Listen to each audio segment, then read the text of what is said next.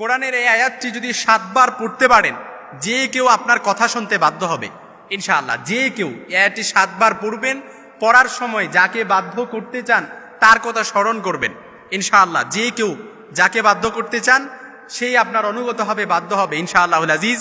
কোরআন এতটা পাওয়ারফুল একটা কিতাব, এই আয়াতটা কোরআনের মধ্যে আল্লাহ তাআলা কোট করে দিয়েছেন, লিপিবদ্ধ করে দিয়েছেন। কোরআন এমন একটা পাওয়ারফুল কিতাব, কিতাবুন আনজালনাহু ইলাইকা লিতুখরিজান নাসা মিনাজ যুলুমাতি ইলান নূর, the mankind out of darkness into the light.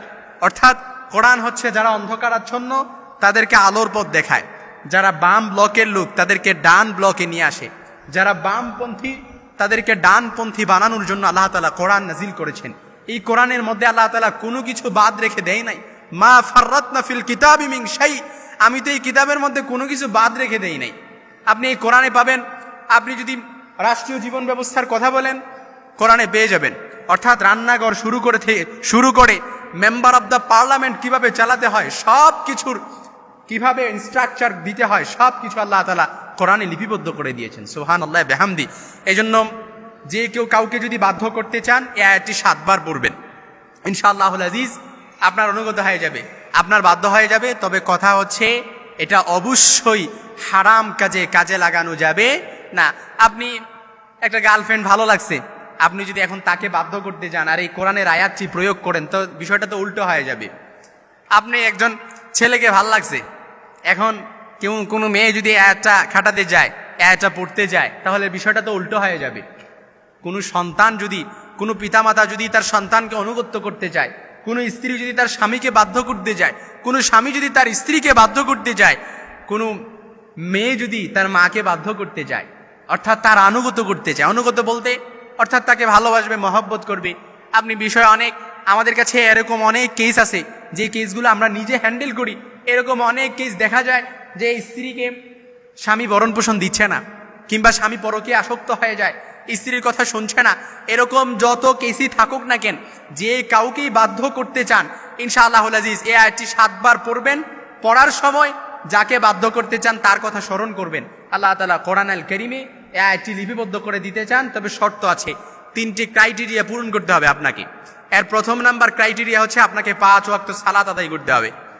যে আল্লাহ তাআলা আপনাকে, অর্থাৎ যে আল্লাহ তাআলা আপনাকে এই কথাগুলো বলার কারণে আপনাকে অন্যের প্রতি বাধ্য করে দিবে, যাকে বাধ্য করতে চান তাকে আপনার অনুগত করে দিবে, ওই আল্লাহর ইবাদত যদি আপনি না করেন তাহলে স্বাভাবিকতই আমলটা কবুল হবে না। এই জন্য প্রথম নাম্বার ক্রাইটেরিয়া হচ্ছে আপনাকে 5 ওয়াক্ত সালাত আদায় করতে হবে।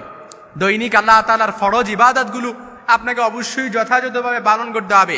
2 নাম্বার হচ্ছে আপনাকে হারাম খাওয়া যাবে না, হারাম খাওয়া যাবে না। যে ব্যক্তি হারাম খায়, জাসাদুন গুজিয়া বিহিল হারাম, অর্থাৎ যার দেহটা হারাম খেয়ে বর্ধিত হয়েছে, তার কোনো আমল ইবাদত আল্লাহ তাআলার কাছে কবুল হয় না, অ্যাকসেপ্টেড হয় না। এই জন্য 2 নাম্বার যে ক্রাইটেরিয়া, 2 নাম্বার যে শর্ত, সেটা হচ্ছে আপনাকে হারাম খাওয়া যাবে না। 3 নাম্বার হচ্ছে আপনাকে অপরের হক নষ্ট করা যাবে না। যার হক নষ্ট করছেন তার কাছ থেকে ক্ষমা চেয়ে নিতে হবে, তার কাছ থেকে মাফ চেয়ে নিতে হবে।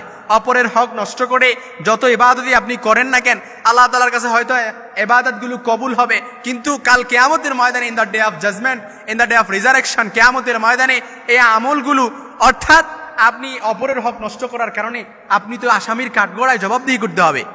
আপনি তো যার হক নষ্ট করছেন তার কাছে মাফ চাওয়া ছাড়া আপনি তো কিয়ামতের ময়দানে এক পাও এদিক সেদিক যেতে পারবেন না।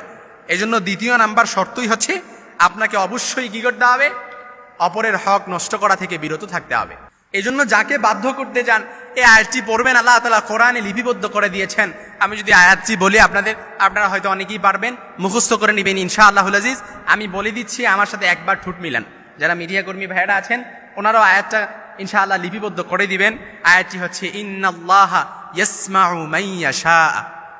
একেবারে সহজ, ইন্নাল্লাহা ইয়াসমাউ মান ইয়াশা।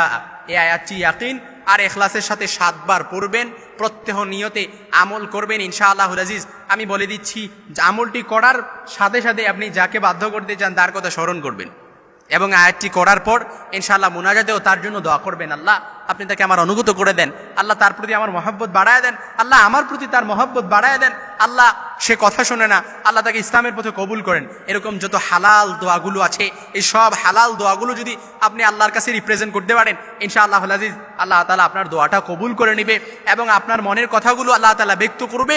কারণ আপনি 3টা ক্রাইটেরিয়া পূরণ করতে হবে। 1 নাম্বার হচ্ছে 5 ওয়াক্ত সালাত আদায় করতে হবে, 2 নাম্বার হারাম খাওয়া থেকে বিরত থাকতে হবে, 3 নাম্বার হচ্ছে অপরের হক নষ্ট করা যাবে না। কারণ আপনার income, your income should be হালাল, আপনার ইনকাম হালাল হওয়া লাগবে। যত ইনকাম আছে সবগুলো যদি হালাল হয়ে যায়, ইনশাআল্লাহ আজিজ দোয়াটাও কবুল হয়ে যাবে।